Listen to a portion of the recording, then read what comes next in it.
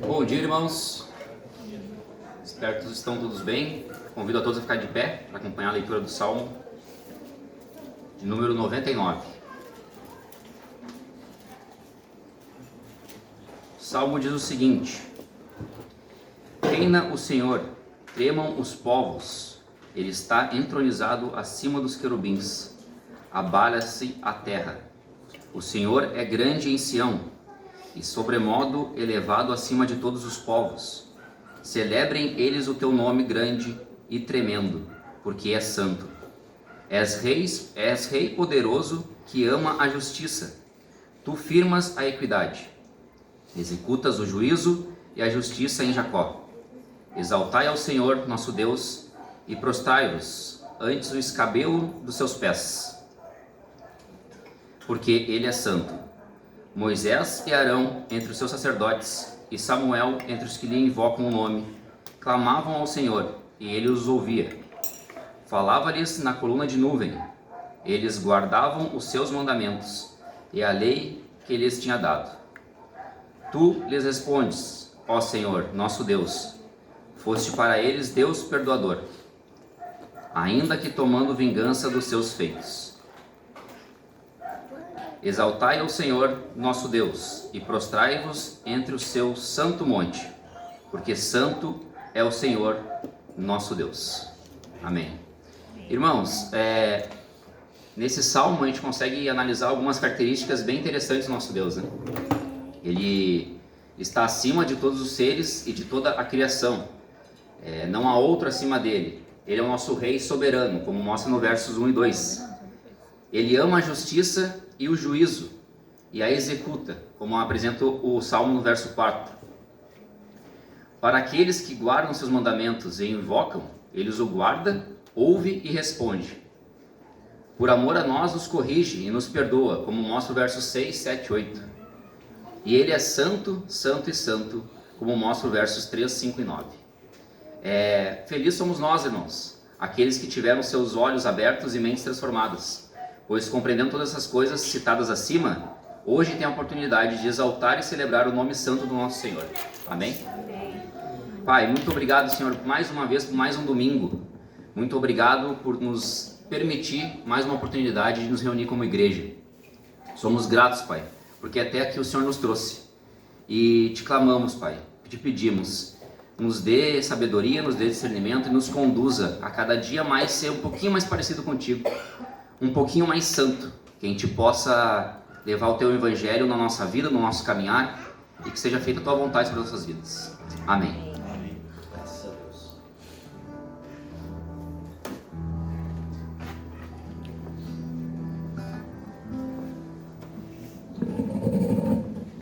Bom dia, meus irmãos. Vamos louvar o nosso Senhor, amém? Amém. Nós somos o seu povo e Ele é digno de todo louvor, amém?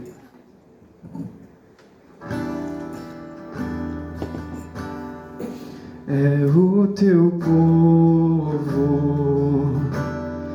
aqui presente, todos numa só voz declarando que só tu és grande. Exaltamos teu doce nome, pelo amor, pela cruz, por teu Filho Jesus, pois és santo, sim, és digno de louvor e de ser adorado. És bondoso, Pai querido, dentre todas as coisas, tu és verdadeiro Senhor.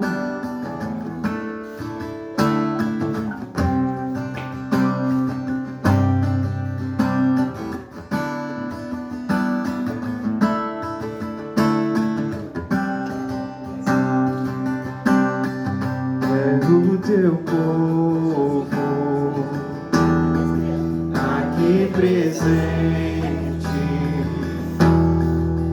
todos numa uma só voz declarando que só tu és grande. Exaltamos teu doce nome,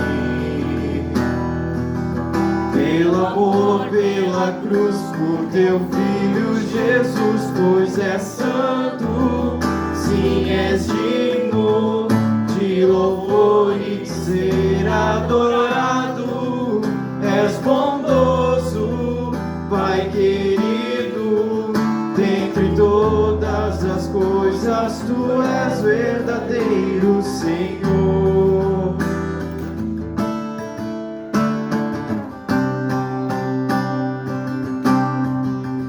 Pois és santo, sim, és digno de louvor e de ser adorado. És bondoso, Pai querido, dentre todas as coisas tu és verdadeiro Senhor. Amém. Graças a Deus.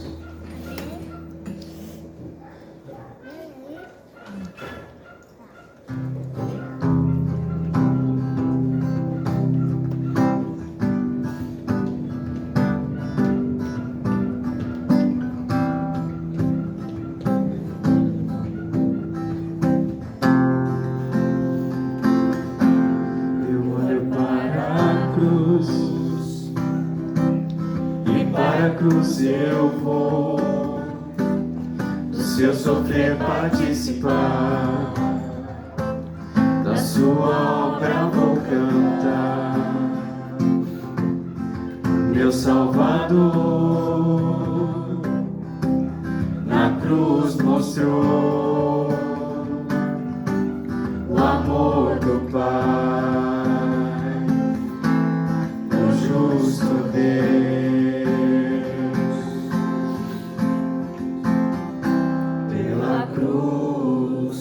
Me chamou gentilmente, me atraiu e eu, sem palavras, me aproximo, quebrantado por seu amor.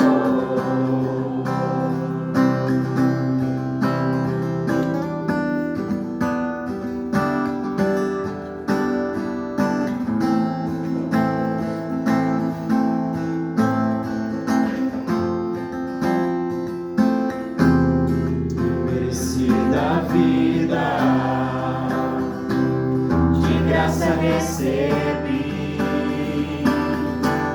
por sua cruz, da morte me livrou, trouxe minha vida. Eu estava condenado, mas agora pela cruz eu fui reconciliado.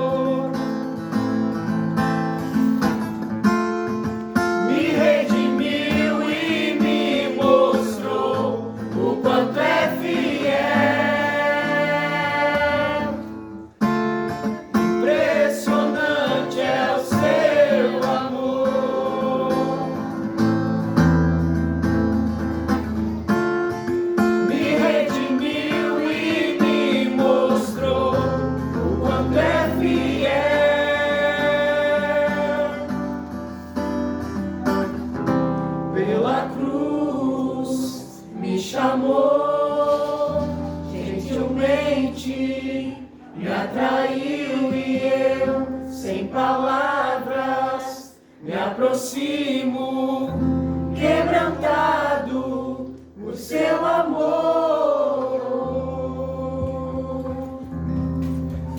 Amém.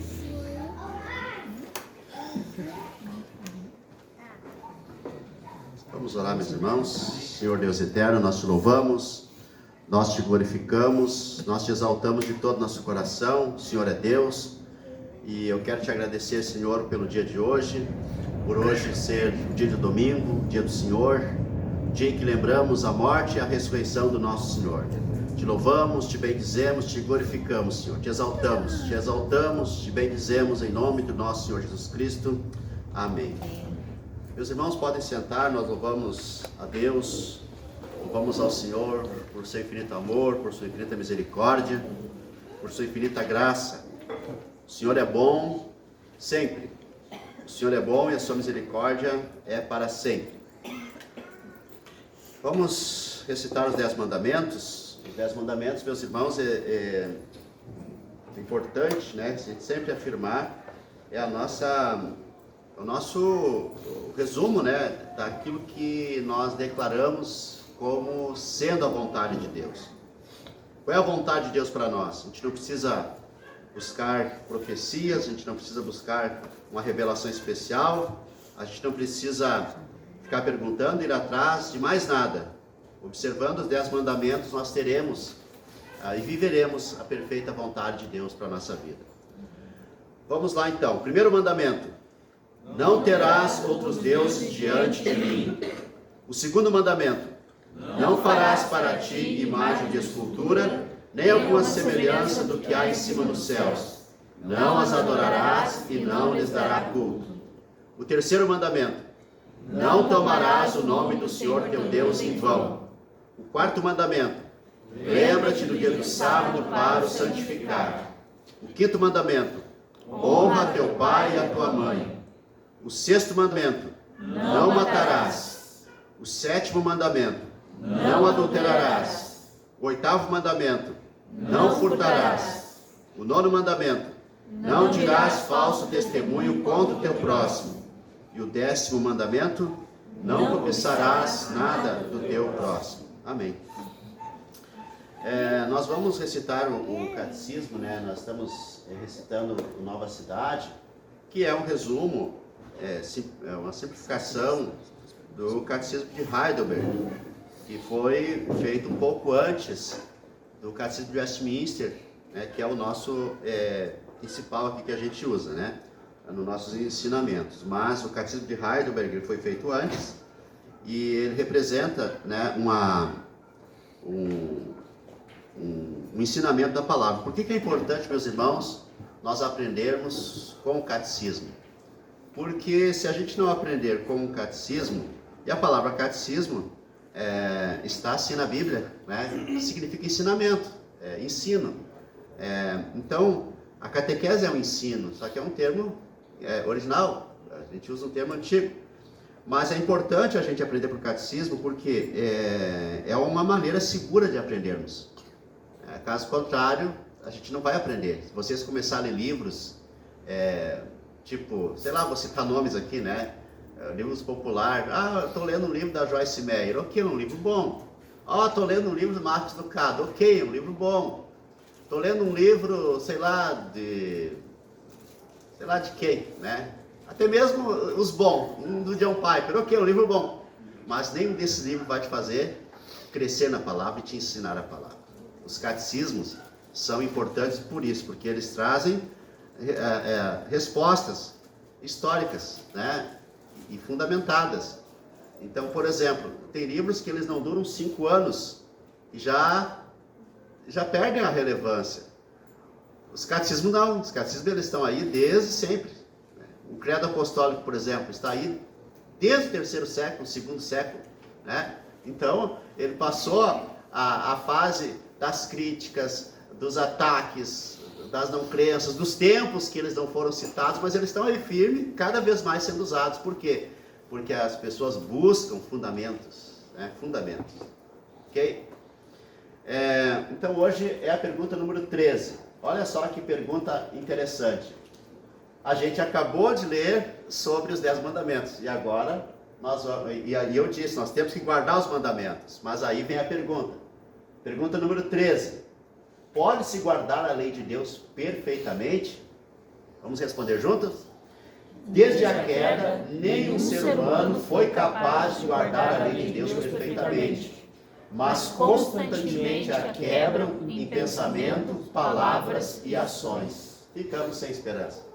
Mas vem a pergunta 14. Deus criou-nos incapazes de guardar a sua lei? Resposta: não. Mas por causa da desobediência dos nossos primeiros pais, Adão e Eva, toda a criação está caída.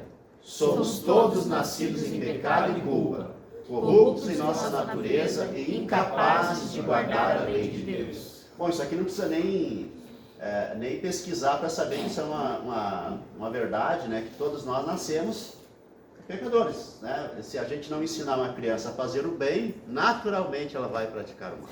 Naturalmente. O bem precisa ser ensinado. O mal, ele é natural, né?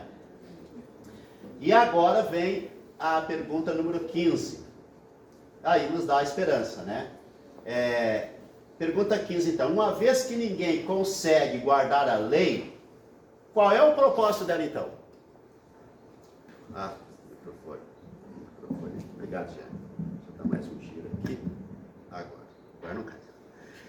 Qual é o propósito então da lei? Uma vez que ninguém consegue guardar a lei, qual é o propósito dela? A resposta é um pouquinho maior, então vamos lá. Resposta: que possamos conhecer a natureza santa de Deus e a sua vontade, e a natureza pecaminosa e desobediente de nossos corações, e assim nossa necessidade do Salvador.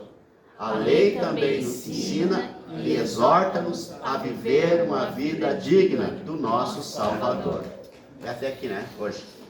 Muito bem, então está aí, meus irmãos, a resposta, né? Os 10 mandamentos, eles são uma maneira de conhecer as nossas possibilidades. Nós somos capazes de praticar todas as desobediências que contrapõem a obediência, né, que está ordenada aqui, e ao mesmo tempo nós temos uma provisão para não desobedecermos à lei de Deus. Muito bem.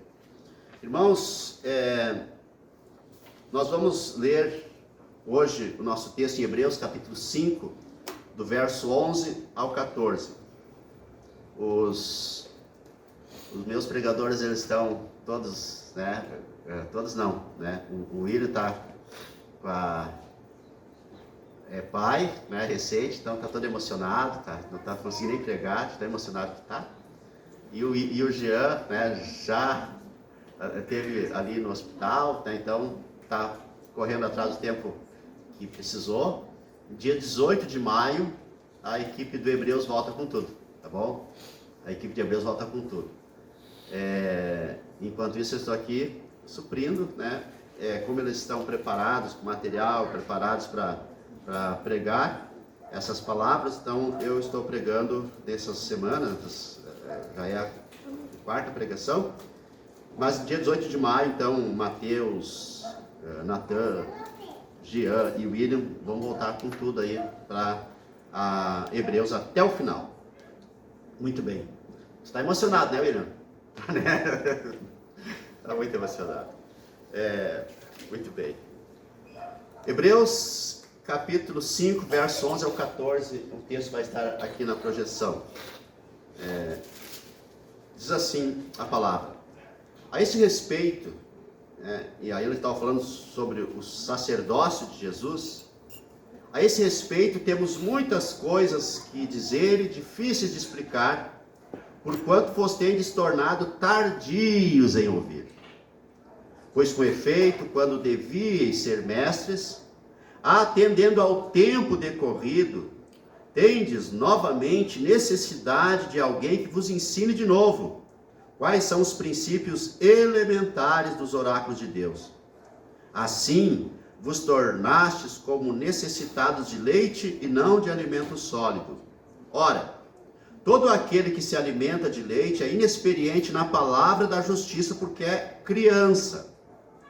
Mas o alimento sólido é para os adultos, para aqueles que, pela prática, têm as suas faculdades exercitadas para discernir não somente o bem, mas também o mal. Amém.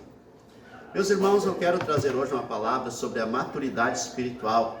Maturidade espiritual é maturidade na palavra. O autor aos Hebreus aqui, ele estava advertindo aquela igreja, né, aquele povo. E veja, ele diz: eu tenho coisas difíceis de explicar, mas vocês não estão preparados para ouvir. Isso que nós temos acompanhado, né, que ele tem trazido aqui coisas não tão simples. Essa comparação entre a antiga e a nova aliança não são coisas tão simples, a gente tem que explicar. Mas ele adverte: vocês se tornaram tardios em ouvir e não cresceram. Não cresceram espiritualmente, não cresceram na palavra, vocês se mantiveram, digamos assim, rasos. E eu tenho que falar coisas simples. Mas aí, meus irmãos, a gente vai fazer uma comparação, né? Poxa vida, se essas coisas todas que ele estava falando e vai falar depois são simples, imagina as difíceis. Aí eu lembro que o breve Catecismo de Westminster, que a gente estuda e a gente acha difícil, alguns acham difícil estudar, ele foi feito para os principiantes, para os novos. Por isso tem o breve catecismo e tem o catecismo maior, né? Não é o catecismo maior, catecismo maior, catecismo maior, né? É o catecismo maior de Westminster, que ele é muito mais aprofundado do que o breve catecismo, porque o breve catecismo era feito para os principiantes, para os catequizandos. Alguns falam até que é para as crianças. As crianças eram ensinadas naquela época com o breve catecismo. O catecismo maior era para os mais experimentados, então. É para um aprofundamento na palavra. E o breve catecismo é para ensinar os filhos, por exemplo, ou aqueles que estavam chegando agora à igreja, então era usado o breve catecismo. Vocês imaginam, né, como era o ensino? Por isso que eu lembro que o pessoal, assim, que a gente conversava há 2 gerações atrás, mesmo que eles não fossem leitores da palavra ou digamos assim, estudiosos, eles sabiam muito da Bíblia, porque fazia parte da cultura geracional deles, né? Fazia parte. Então, por exemplo, a linguagem da Bíblia, ela fazia parte do cotidiano, da vida, né? Da cultura, na vida das pessoas. E isso foi se perdendo. Aí outro dia eu estava vendo esses videozinhos, né, de 2 irmãs. Uma disse: o que seria de mim se não existisse a palavra tipo, né? Aí tem lá o meme, que eu não sei agora repetir, mas assim, não consegue falar nada, fica quieta, né? O que seria de mim se não tivesse a palavra tipo? Tem pessoas que têm a palavra tipo no seu vocabulário o tempo todo. A outra irmã: o que seria se não existisse a palavra mano? Né? Tem as pessoas: mano isso, mano aquilo. Aí um dia a minha filha um dia chegou e disse para ela, fica furiosa quando eu cito o exemplo dela aqui, porque ela vê depois da pregação, né? Me xinga, mas tudo bem, eu vou fazer igual. Aí um dia ela chegou e disse para a mãe dela, chamou a mãe dela de meu. Nossa, eu não sou meu, eu sou a tua mãe, eu sou a tua mãe. E então a linguagem ela é importante, porque ela expressa. Eu acho que é Paulo que escreveu Hebreus numa situação, penso eu, pode não ser, mas é apenas uma teoria, numa situação que seja uma das primeiras cartas de Paulo, lá pelos anos 47 a 49, quando os judeus em Roma estavam sendo perseguidos, estavam sendo tiradas todas as coisas deles, inclusive tinham casas queimadas, coisas queimadas, E foi a primeira perseguição dos cristãos pelos romanos. E muitos desses cristãos estavam voltando atrás. Eles haviam aprendido sobre Jesus, mas estavam voltando atrás. Caso contrário, meus irmãos, o mundo ou a cultura vai o levar. Não há como existir uma maturidade espiritual sem um elemento fundamental, que é a palavra de Deus, a leitura da palavra, a meditação na palavra. Não há como. Muitas pessoas, elas crescem espiritualmente num sentido muito superficial, porque elas acham que jejuando bastante, orando bastante, elas vão crescer espiritualmente. É a famosa busca de poder. Eles acham que buscar poder é crescer espiritualmente. E aí nós vemos muitos exemplos de pessoas que oraram bastante, jejuaram bastante, mas elas caíram, elas perderam a fé, elas cometeram coisas bizarras. Agora mesmo, há 2 semanas atrás, um famoso pregador brasileiro, se não me engano de Goiás, ele foi preso por assédio, né? Por quê? Porque ele convidava as pessoas, as mulheres, para orar, e ele era um cara de muita oração. Então, nessa igreja do crescimento espiritual, do poder, um cara que diz, eu oro bastante, traz revelação, ele tem um status, né? O cara tem um status, e muitas mulheres ficam assim, que não são muito bem cuidadas em casa, que não são bem tratadas em casa, que o marido não age com o marido, elas ficam carentes.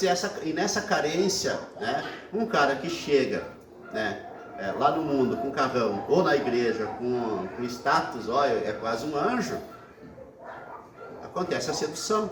E ele foi preso por causa disso. Eu estou dando esse exemplo para mostrar o que não é um crescimento espiritual, o que não é vida espiritual. Aqui em Porto Alegre mesmo, nos anos 80, tinha um pastor muito famoso, de uma igreja chamada Evred, lá no Morro da Cruz, por lá. E ele era muito famoso, a igreja dele chegou a ser tombada como patrimônio histórico. Não é patrimônio histórico, não. É local de utilidade pública, uma coisa assim, pela prefeitura, porque ele fazia um trabalho assistencial marcante em Porto Alegre, marcante. E a igreja dele foi colocada como uma coisa pública, né, devido ao que ele fazia. Só que um dia eu até ouvi ele pregar, e era um cara que orava alto, que manifestava assim quando pregava. Nossa, era uma maravilha, parecia um cara muito maduro espiritualmente. Porém, um dia ele foi pregar em Belo Horizonte. Quando ele voltou, a polícia estava esperando ele no aeroporto, prendeu ele na descida do avião. Por quê? Porque ele foi denunciado pelas mulheres da igreja que ele tinha abusado de dezenas de mulheres da própria igreja, e os próprios obreiros denunciaram ele. Ele foi preso, ficou preso muitos anos e acabou o ministério. Isso não é crescimento espiritual. Isso não é crescimento espiritual. O que é um crescimento espiritual, então? A maturidade espiritual, em primeiro lugar, ela envolve desejar crescer na palavra. O autor afirma aqui que havia muitas coisas importantes para revelar aos irmãos, mas de repente ele para com todo o raciocínio e se concentra na deficiência da igreja e diz: eu tenho que voltar aos princípios, porque esse povo não cresceu, tanto que eles querem voltar, eles querem retroceder. Então ele percebe, o autor aqui, ele percebe que a sua aflição é a preocupação com o estado espiritual dos irmãos. Ele percebe que tem coisas a falar, mas se dá conta que isso não é possível. São coisas mais importantes, mas que é difícil explicar, e aquele povo estava precisando novamente de um ensino que os levasse à maturidade. E a razão dessa dificuldade, ela não reside no assunto. Não é porque o assunto seja difícil, não é porque houvesse necessidade de uma iluminação maior ou de uma revelação maior. Eles tinham condições de compreender. A razão está que os ouvintes, eles haviam se tornado tardios em ouvir.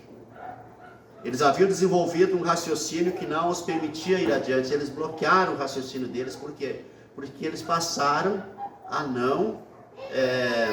a não prestar atenção na palavra. E por isso eles não cresciam, eles não meditavam na palavra. E meus irmãos, e se acontece isso com a gente não consegue crescer. A maturidade espiritual, ela não é alcançada de outra forma, a não ser pela meditação na palavra. Tudo certo aí? Tudo certo? Você está me olhando muito fixo? Não. Porque às vezes tem uma coisa errada, né? Outro dia eu estava falando uma palavra aqui e aí eu falei errado várias vezes até que alguém aí me chamou a atenção, por isso eu perguntei para o Natan. Irmãos, o normal é crescer espiritualmente. O normal é crescer. É amadurecer espiritualmente. Não é possível que, depois de bastante tempo ouvindo a palavra, as pessoas não cresçam, as pessoas não evoluam, as pessoas não amadureçam. Não é normal isso. Não é normal, por exemplo, que um casal, depois de tanto ouvir a palavra, ainda tem um problema no seu casamento por falta de aplicar os princípios que a palavra de Deus ensina. Não é normal isso.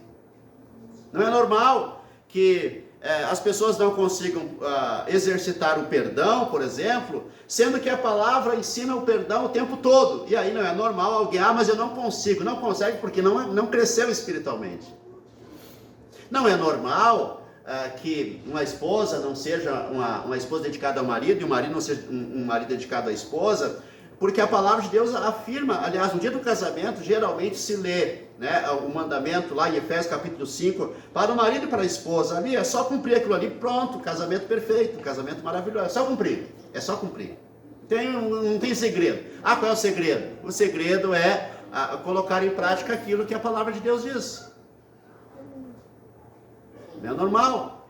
Não é normal pais espancar filhos, por exemplo, porque a palavra de Deus fala isso, para não espancar os filhos. Não é normal um filho já que entende, que é ensinado na palavra, desobedecer aos pais, aquela desobediência da rebeldia extrema, né?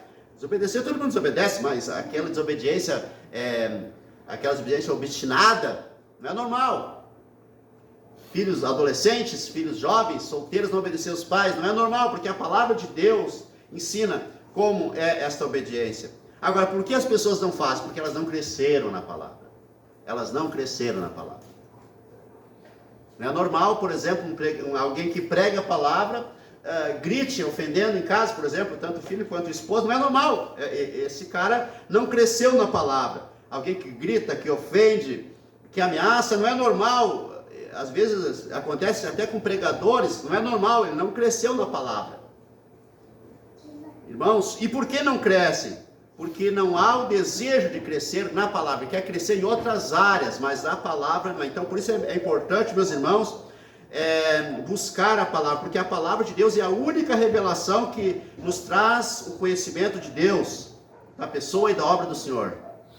Não há outra fonte confiável, meus irmãos, para sabermos as coisas espirituais. Não existe uma espiritualidade cristã verdadeira e sadia, senão aquela que começa e termina com a palavra de Deus. Não há uma espiritualidade cristã verdadeira, verdadeira e sadia, senão aquela que começa e termina com a palavra de Deus. E se desejar crescer na graça, se desejar crescer espiritualmente, só é possível. E crescer só é possível com a nossa experiência com a palavra.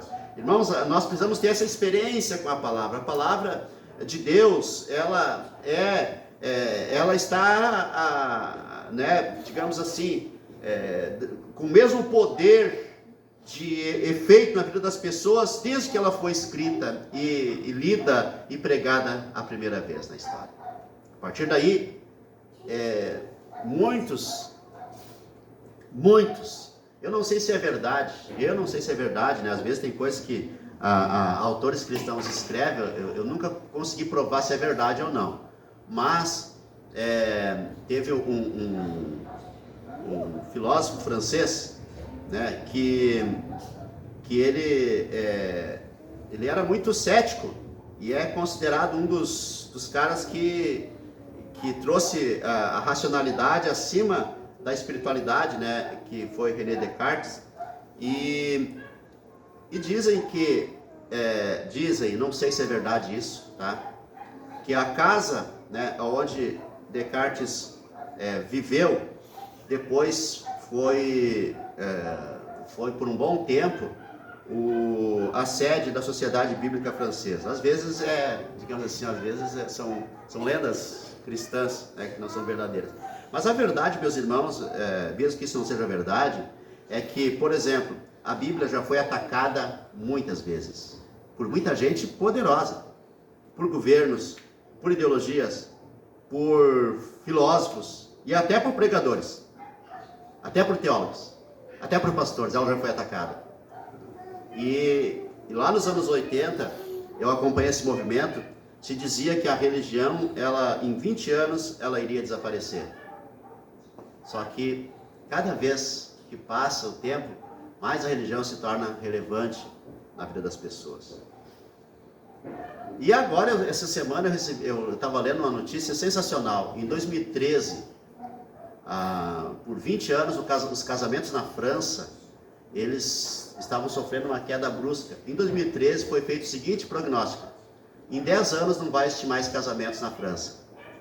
10 anos, ou seja, em 2023, né? E a semana estava lendo sobre como estão os casamentos nesses países progressistas, Canadá, China, vai lá, né, por causa do sistema, do regime, e na França. Pois eu fui pesquisar e o casamento na China aumentou em 13% em relação a 2020. E na França aumenta de 2013 para cá em 6% ao ano.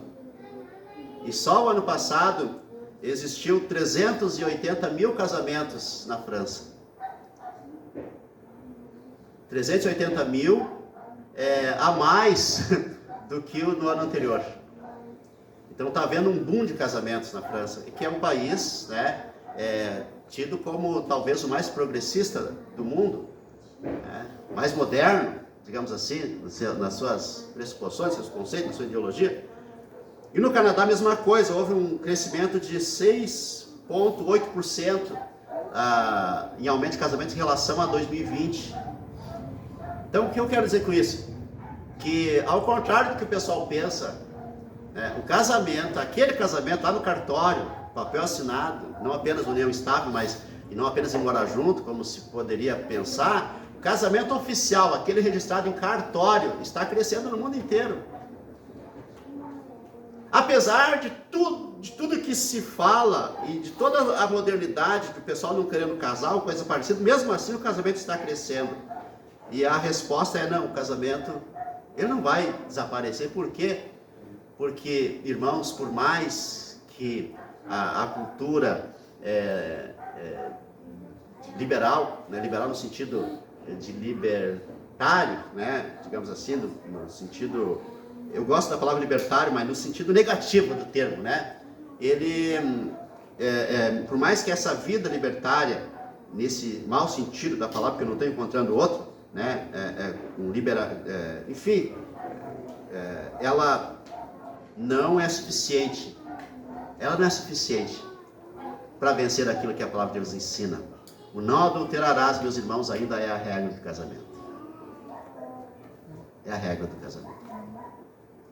A palavra não adulterarás significa casem. É isso. É uma afirmação ao casamento. Então, meus irmãos, digamos assim, a palavra de Deus, ela é ainda e sempre será o grande fundamento da vida espiritual das pessoas, e não há crescimento espiritual sem crescimento da palavra. Em segundo lugar, a maturidade espiritual significa crescimento no entendimento da palavra. O verso 12 diz assim, pois com efeito, quando devíeis ser mestres, atendendo ao tempo decorrido, tendes novamente necessidade de alguém que vos ensine de novo quais são os princípios elementares dos oráculos de Deus, e assim vos tornastes como necessitados de leite, não de alimento sólido.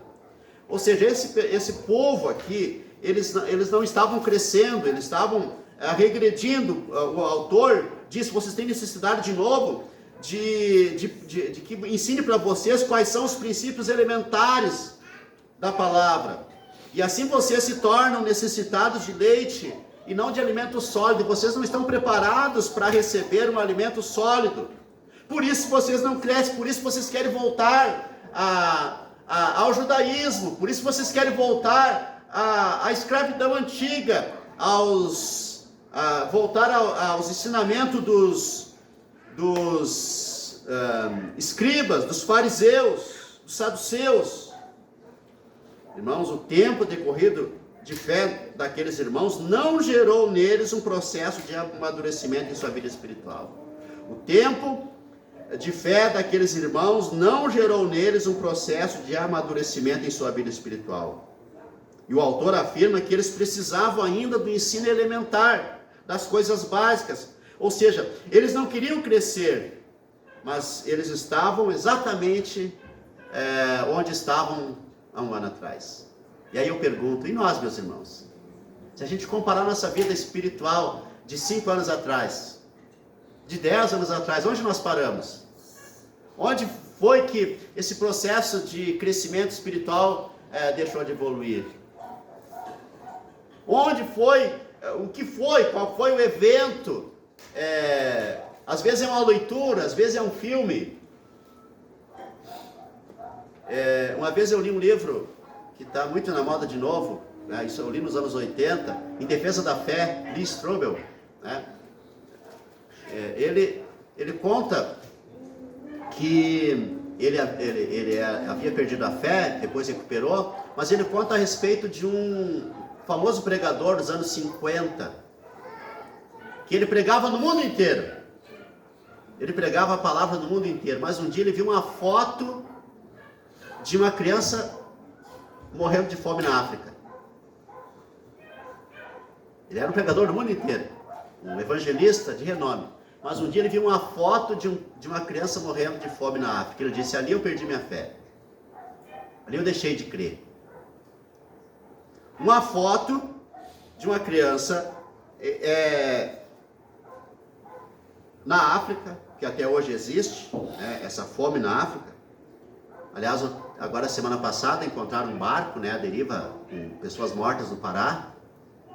Um barco sem vela, sem motor, com algumas pessoas dentro. Eles eram de Mauritânia, né, na África, na costa da África. E eles tentando fugir do país, buscando novos ares. Geralmente eles vão para o norte, de onde eles estão, mas a corrente dirige para o sul. Isso aí já pegou veleiros, já pegou caravelas e até barcos potentes. Imagina, não vai pegar um barquinho. E eles morreram na trajetória, que daria uns 90 dias para vir de lá até aqui. Ao invés de ir para o norte, a corrente levou eles para mar aberto. Isso gera, pelo menos em mim, uma angústia, um sentimento de dor por aquilo que aquele país lá está passando, a ponto de eles não terem o que comer e não terem por onde sair, e vão para o mar para tentar a vida. Mas, meus irmãos, isso não é suficiente para tirar a minha fé, muito pelo contrário. Se eu perder a minha fé com isso, aí eu fico sem esperança. Por quê?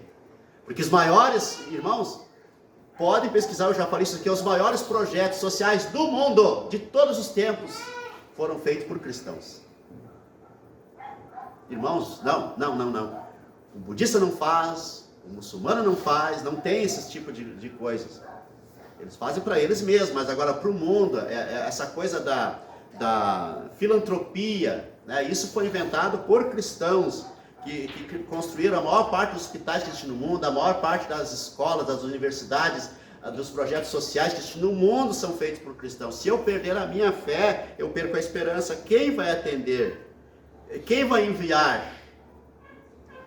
Você acha que um partido político, por exemplo, vai enviar alguém numa missão para atender, para ensinar, para alfabetizar pessoas na África, por exemplo? Não faz isso.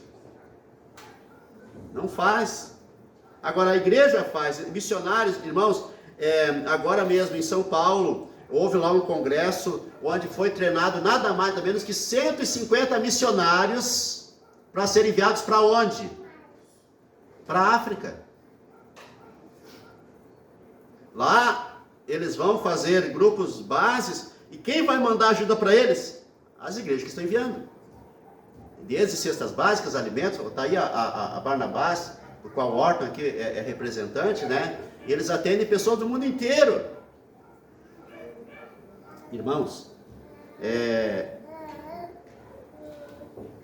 a ONU, por exemplo, né, a Unesco e outros órgãos, eles nomeiam pessoas no mundo, né, em bases mundiais para fazer a distribuição. Onde? Geralmente em igrejas. Mas tem igrejas que fecham as portas. Tem milhares de igrejas que fecham as portas. Tem igrejas que só exploram as pessoas, milhares de igrejas que exploram as pessoas. Mas em contraponto tem milhares de igrejas que enviam missionários e ajuda humanitária para o mundo todo. Irmãos, esse pessoal aqui, eles não estavam entendendo a palavra. E quando a pessoa não cresce na palavra, ela corre o risco de cair. E tem cristãos, até mesmo aqui da capela, às vezes, né, já teve, que foram levados por livros, por filmes, por ideologia, por isso, por aquilo, e perderam a fé. Isso acontece em todos os lugares, em todas as igrejas, com muitos cristãos. Mas qual é o sintoma? O sintoma é a falta do crescimento espiritual. Não cresceram na palavra. Então, o alimento sólido, meus irmãos, é uma pregação no sentido de um entendimento mais profundo da pessoa de Jesus Cristo e uma percepção mais abrangente da salvação que nos foi dada. E a maturidade espiritual não vai ser alcançada sem que haja um aprofundamento no conhecimento e entendimento da palavra de Deus. Em terceiro lugar, meus irmãos, a maturidade espiritual é resultado de um conhecimento que leva à prática da palavra. Sem praticar a palavra, meus irmãos, não há crescimento. Se vocês não tiverem uma experiência devocional todos os dias, vocês vão enfraquecer, irmãos.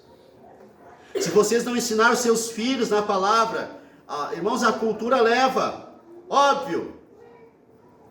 Agora, quem alimenta os filhos desde pequeno na palavra, alimenta de verdade, com ensinamento, com a visão cultural das coisas, com a mente aberta, os filhos crescem e não saem da igreja.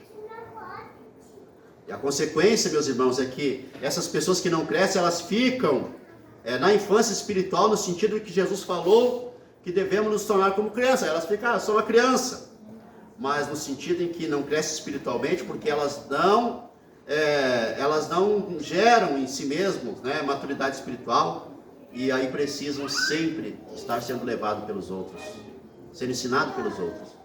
E ele diz: vocês já deviam ser mestres, mas ainda são alunos.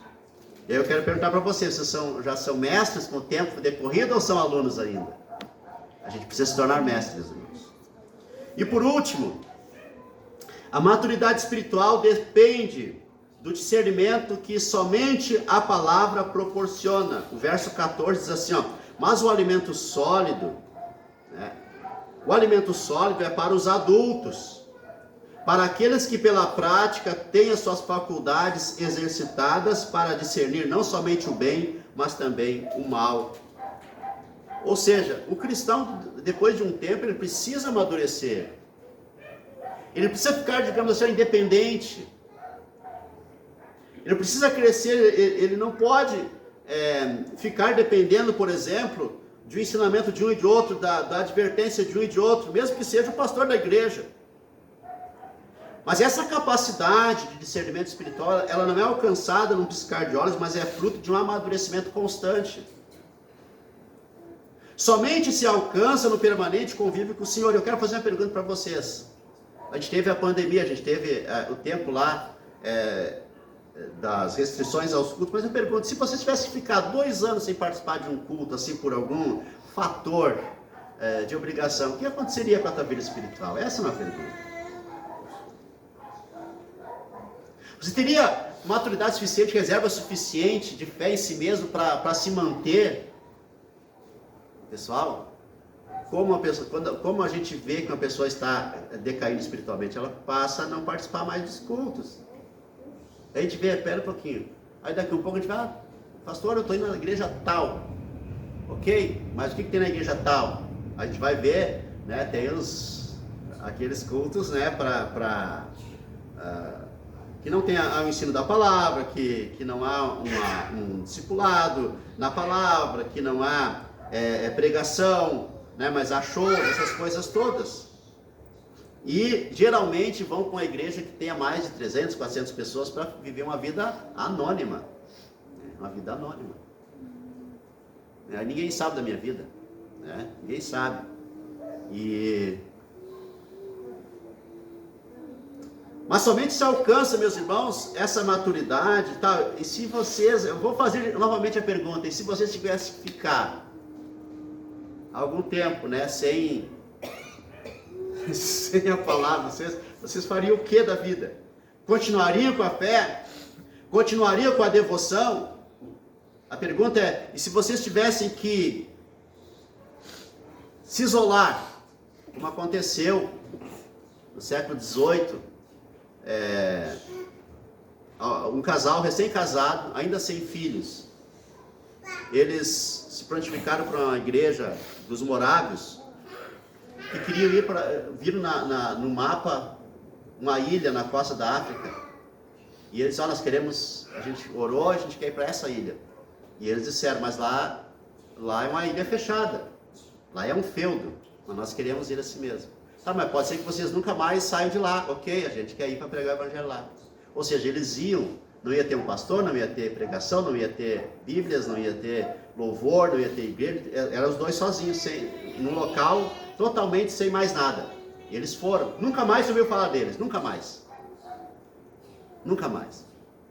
Aí por muitos anos depois, alguém fala em 100 anos, outros falam em 40 anos, aquela ilha foi aberta, né? Morreu o senhor feudal lá e a ilha foi para os descendentes e abriram. E quando chegaram lá, a igreja que mandou eles, que não podia nunca mais entrar lá, porque era um feudo, né? Foi ver notícias daquele casal. Aí ninguém sabia deles, ninguém sabia. Mas a curiosidade sensacional é que 100% daquela ilha era cristã. E aí como que vocês chegaram ao cristianismo? Há muitos anos atrás chegou aqui um casal, que eles eram cristãos, eles foram presos, eles ficaram presos muito tempo, viraram escravos, mas daqui um pouco a fé deles foi impactante, e todos começaram a se converter, até o senhor, o novo senhor da ilha, né, o filho do homem que morreu, se tornou um cristão, e hoje toda a ilha, que tinha lá mais ou menos umas 1.000 e poucas pessoas, eram cristãos. Aquele casal não teve mais assistência espiritual de ninguém, foram sozinhos, um com o outro. E eles não perderam a fé. Eles foram escravizados, muito pelo contrário. Eles levaram essa fé. Isso é crescimento espiritual. Isso é uma pessoa firme espiritual. Eles não cederam às tentações. Eles não cederam aos perigos e nem mesmo às ameaças, mas eles mantiveram a sua fé. E nós, meus irmãos? E nós? Às vezes a gente vê um filme, um Duna, né, que é um filme extraordinário, né, mas que pode gerar uma dúvida. Agora eu estou curioso para ver a continuação do Mad Max, que é das minhas séries de filmes favoritas no mundo pós-apocalipse. E num desses filmes lá, depois do fim do mundo, tem um pregador. No The Walking Dead, né? O mundo acabou e tem um pregador lá. E aí a gente pensa, acabou o cristianismo, né? Mas não, daqui um pouco, lá no último episódio, né? No último episódio, agora vai ter as continuações, eu estou louco para ver também, né? Já tem duas continuações. E aí, eu estou terminando, meus irmãos, e aí, daqui um pouco chega no final da série, está lá o padre, né? O padre Gabriel, o famoso padre Gabriel, e ele diz, está chegando notícia das congregações, das outras congregações que existem no mundo inteiro. Nossa, eu fiquei muito emocionado com aquela cena, porque o autor teve o capricho de dizer, no fim do mundo, o mundo acabou, mas tem fé ali.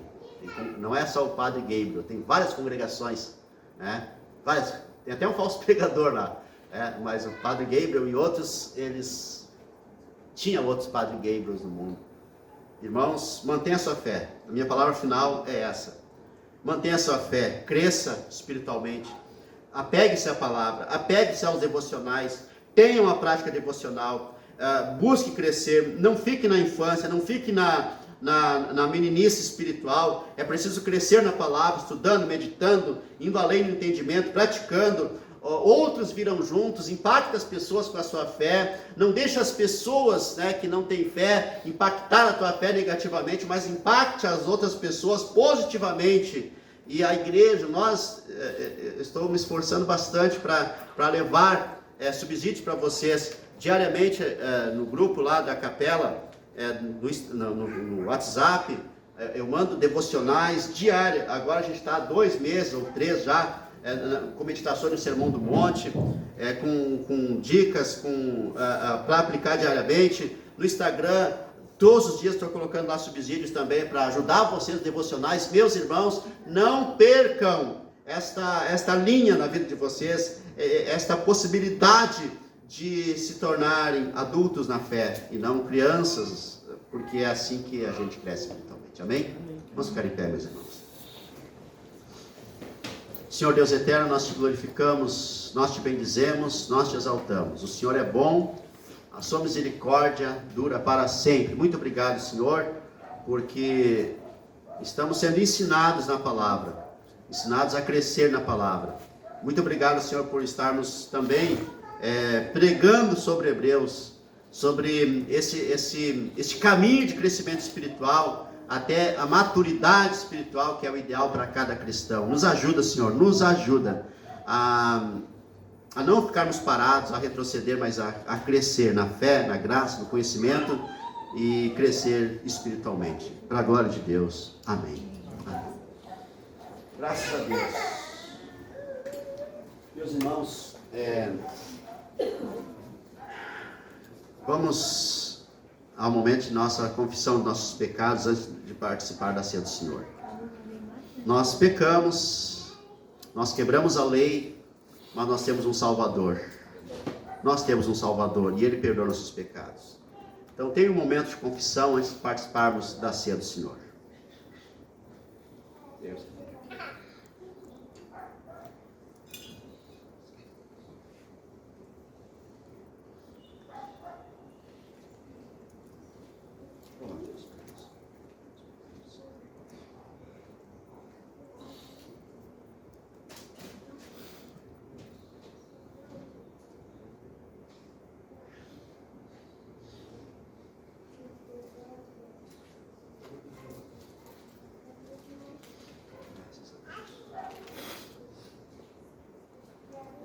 A palavra de Deus diz: se confessarmos os nossos pecados, Ele é fiel e justo para nos perdoar os pecados e nos purificar de toda injustiça.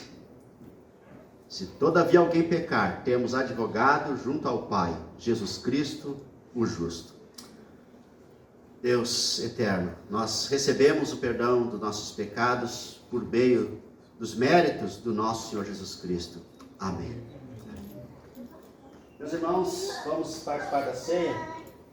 A palavra do Senhor nos diz que o Senhor Jesus, na noite que foi traído, tomou o pão e, tendo dado graças, o partiu e disse: este é o meu corpo que é dado por vós, façam isto em memória de mim. A palavra também diz que, depois de cear, o Senhor Jesus tomou o cálice, dizendo: este cálice é a nova aliança no meu sangue, façam isto em memória de mim. E, meus irmãos, ele declara que todas as vezes que comerdes o pão ou beberdes o cálice, anunciais a morte do Senhor até que Ele venha. E ele disse também que aquele que não comer do pão e não beber do cálice, quando ele diz: aquele que não comer da minha carne, não beber do meu sangue, não tem parte em mim, ele está querendo dizer exatamente isso, que nós precisamos olhar para esse sacramento tão importante que é a ceia do Senhor, e na ceia nós estamos nos identificando com a morte do Senhor Jesus Cristo na cruz e com a sua ressurreição. Senhor Deus eterno, nós te damos graças pelo pão e te pedimos a bênção para o cálice. Porque a tua palavra diz que o teu corpo, que a tua carne é verdadeira comida, e o teu sangue é verdadeira bebida, no sentido de que nós somos participantes na morte do Senhor Jesus Cristo na cruz, do sangue derramado que perdoa nossos pecados, quando o Senhor Jesus Cristo nos substituiu na cruz, pagando Ele nossos pecados, e nós recebendo a graça de sermos absolvidos dos nossos pecados. Te damos graças pelo pão, te pedimos a bênção para o cálice, e que venhamos a participar, Senhor, com o coração contrito, com a alma voltada para Ti, Senhor, para não participarmos do pão e do cálice indignamente, mas participarmos para a glória do Senhor. Amém. Amém. Irmãos, enquanto o Mateus vai nos dirigir mais um cântico, venham à mesa e sirvam-se, e vamos participar da ceia do Senhor. Amém.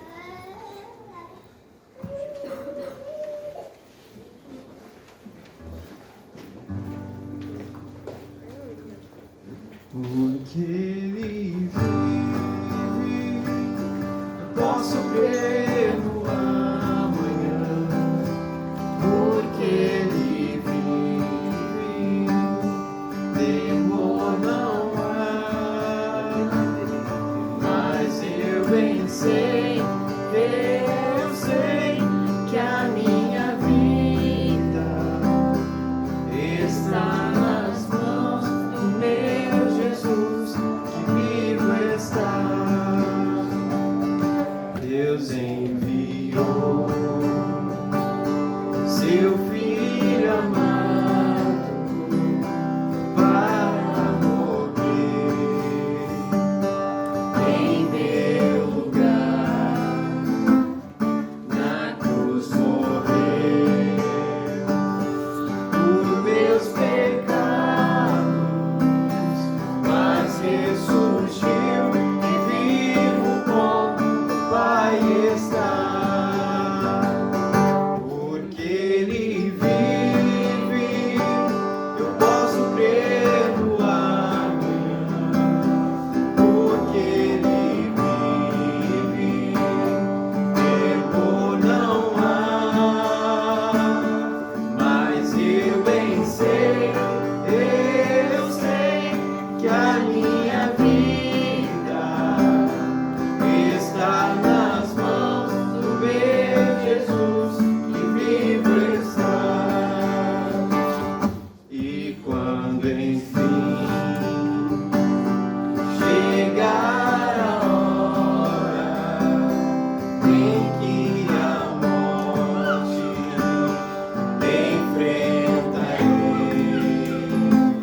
sem medo então terei vitória, verei na glória o meu Jesus, que vivo está. Porque Ele vive, eu posso crer no amanhã. Porque Ele vive, temor não há.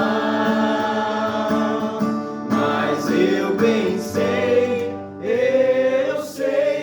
que a minha vida está nas mãos do meu Jesus, que vivo está. Amém. Deus seja louvado.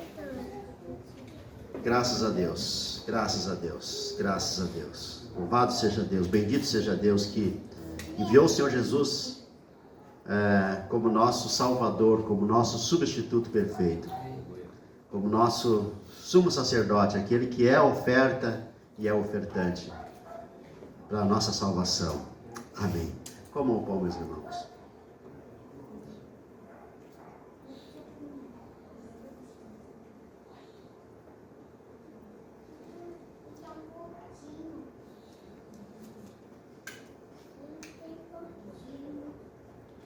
Graças a Deus.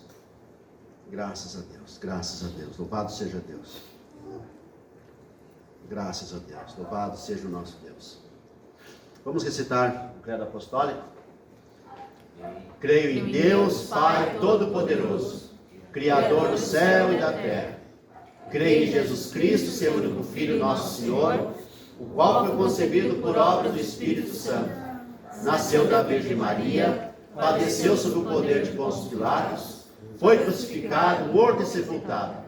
Desceu ao inferno, ressurgiu dos mortos ao terceiro dia, subiu ao céu, está sentado à direita de Deus Pai Todo-Poderoso, de onde há de vir para julgar os vivos e os mortos. Creio no Espírito Santo, na Santa Igreja Católica, na comunhão dos santos, na remissão dos pecados, na ressurreição do corpo, na vida eterna. Amém. Graças a Deus. Bebam, meus irmãos.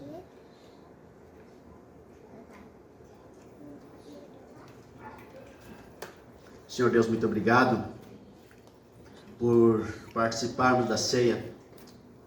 E todos os domingos, Senhor, é maravilhoso demais sermos alimentados pela palavra e pelo sacramento do corpo e do sangue do Senhor. Te louvamos, te bendizemos, te glorificamos, Senhor, pois o Senhor é sempre maravilhoso e sempre nos proporciona essa glória, essa graça de estarmos em Tua presença. Te louvamos, te bendizemos, te glorificamos. Em nome de Jesus, amém. Graças a Deus, graças a Deus, louvado seja Deus, louvado seja Deus. Olhem comigo, meus irmãos, a oração do Senhor, a oração do Pai Nosso. Pai nosso que estás nos céus, santificado seja o teu nome. Venha o teu reino, faça-se a tua vontade, assim na terra como no céu.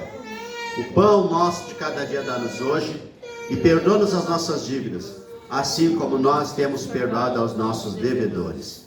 E não nos deixes cair em tentação, mas livra-nos do mal, pois teu é o reino, o poder e a glória para sempre. Amém.